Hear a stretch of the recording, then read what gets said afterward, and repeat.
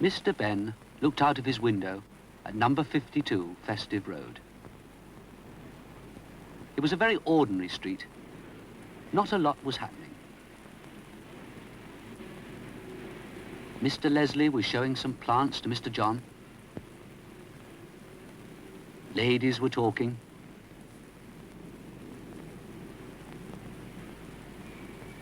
And young Vicky was being scolded for chasing a cat.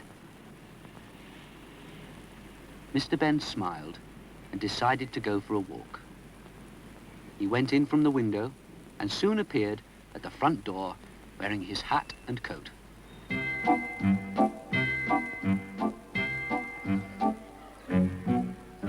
At first, Mr. Benn walked in the park at the end of the road. He sat for a while and watched the birds in the trees.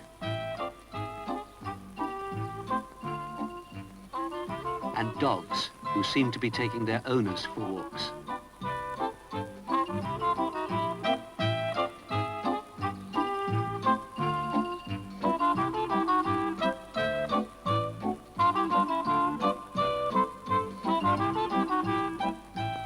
Next, he wandered among the shops. He looked in a pet shop window. Nearby was a florist's. Mr. Benn looked in there as well. As he walked on, he recognized the lane which he'd strolled into. It was the lane with the unusual costume shop, the shop which adventures could start from.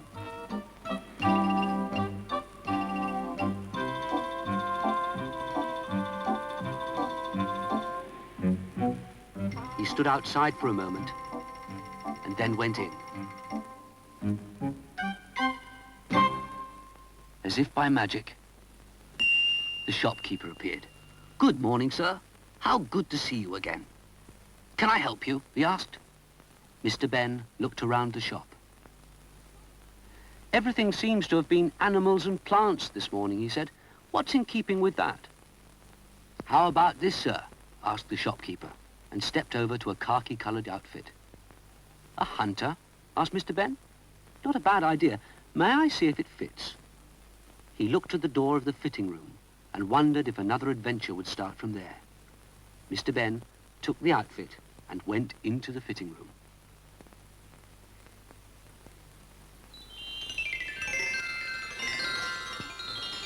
He was soon changed, and he looked at himself in the mirror. After Mr. Benn had admired himself in his new clothes, he looked for the door.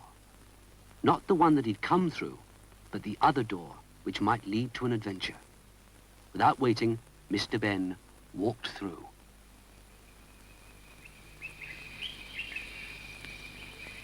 Outside the door, Mr. Benn found himself in an open space in the jungle. Nearby stood another man dressed like Mr. Benn. As soon as he saw Mr. Benn, he called out impatiently to him, "Ah, there you are. I suppose you're my new assistant. Now, come on. Pick up my things and let's get started." Mr. Benn was worried by the hunter's gun and was determined to stop him shooting anything.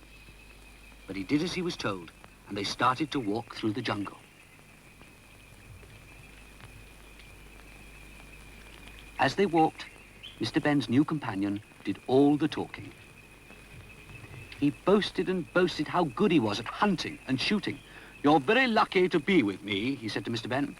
"I must be the greatest big game hunter that ever lived. I'll show you."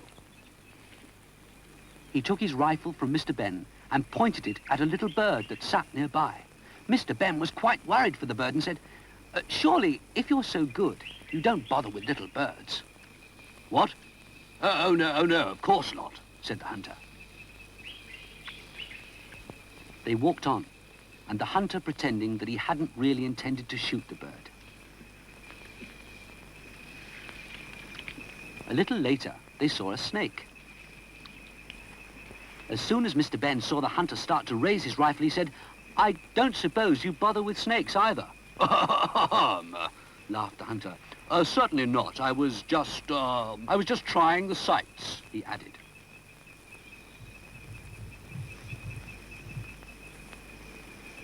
They walked on and came to a hill with a deer standing on it. "Now there is something to shoot," said the hunter. "No, no," said Mr. Benn. "We'll find something larger in a minute." And he hurried the hunter away.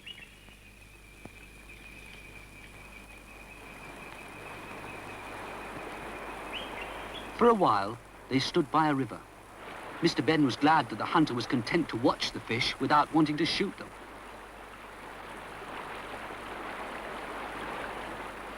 Across the river, Mr. Benn saw a crocodile.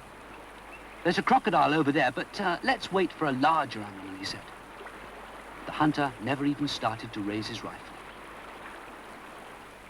Next, it was a lion standing quietly outside its cave. "Not large enough," said Mr. Benn, and they left the lion in peace.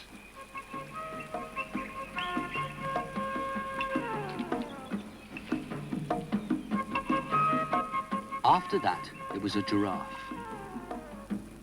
"Tall," said Mr. Benn, but not really fat enough for the greatest big game hunter." "Perhaps not," said the hunter, and didn't bother to shoot. By now, both the hunter and Mr. Benn were hungry. They sat down in an open space to eat. While they were eating, a hippo wandered by. The hunter wanted to get his rifle. "Stop!"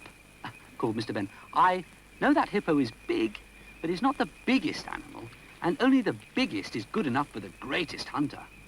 "Right," said the hunter, and they finished their lunch.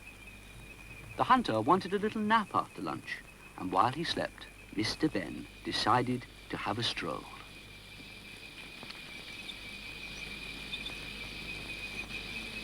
He wanted to think. So far, he'd saved the animals, but how would it all end? As he walked, he felt the ground shake under his feet. The further he walked, the more it shook. In the end, it shook so much that Mr. Benn fell over. Then Mr. Benn could see a herd of elephants all shaking with fear. Mr. Benn managed to calm them enough to be able to stand up again. "You've saved the other animals, but we're the largest. We're certain to be shot," said one of the elephants. "I've been thinking," said Mr. Benn. "You've just helped me find the answer. Listen to my idea." The hunter was just waking as Mr. Benn arrived back and was eager to get on with the hunt.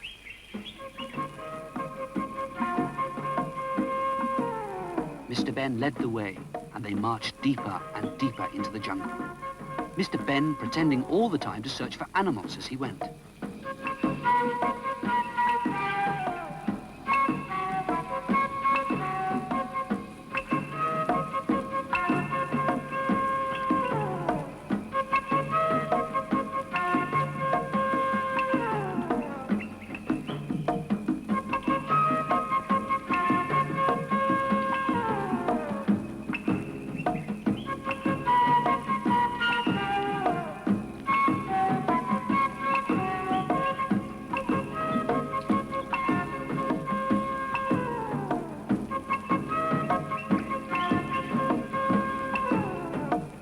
They came to a clearing and stopped.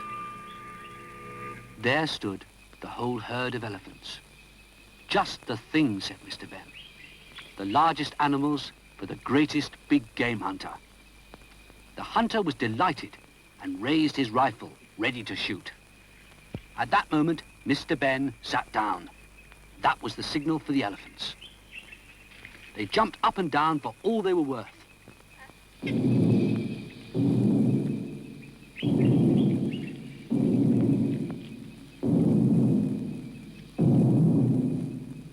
ground shook and shook and shook.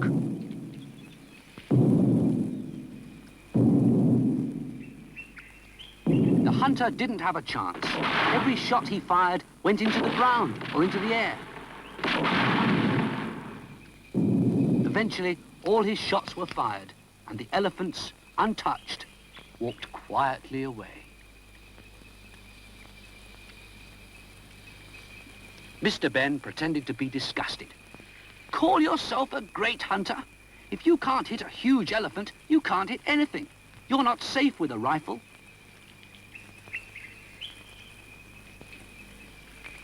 Then, more kindly, he said, why don't you sell the rifle and buy a camera? At least if you missed, you'd still get a picture of something. Mr. Benn and the hunter returned to the hunter's camp.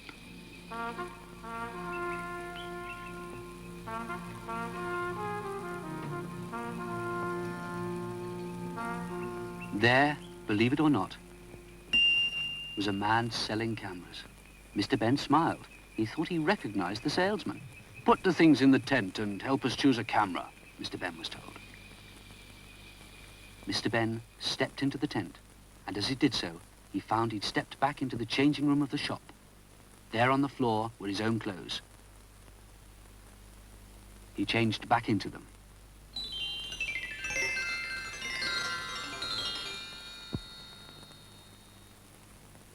Mr. Benn went back into the shop and returned the hunter's outfit.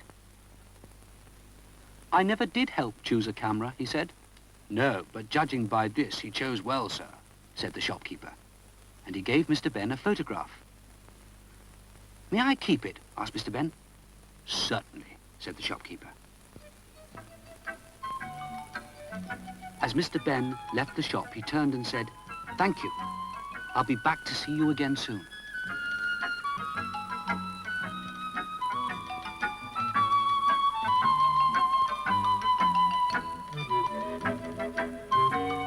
Mr. Benn had enjoyed his adventure, but he was happy to be back in Festive Road.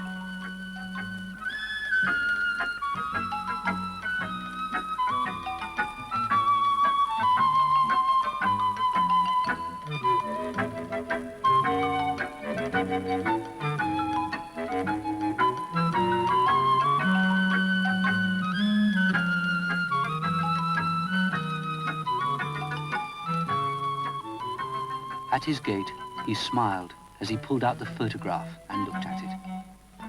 I'll always keep it, he thought, just to help me remember.